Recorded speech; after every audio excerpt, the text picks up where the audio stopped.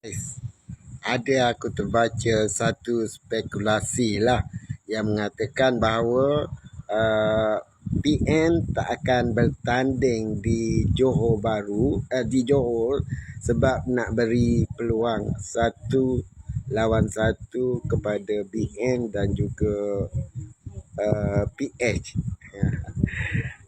Kau rasa macam mana? Bagi aku lah bagi aku BN ni aku tak akan percaya sampai sudahlah selagi buat jahit ada. Kau lihat lah nanti kalau kalau menanglah BN akhir-akhir dia akan pergi pada wak jahit. Kau orang percayalah. Baiklah PN lawan je, nak pecah-pecah lah siapa yang menang, sama ada PH ataupun BN, dua-duanya akan merujuk, akan balik kepada PH. Tak ada maknanya.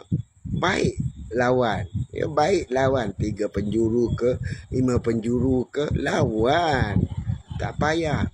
Untuk pemimpin-pemimpin PAS cukup-cukuplah dikelentong oleh grup BN ni sampai sekarang.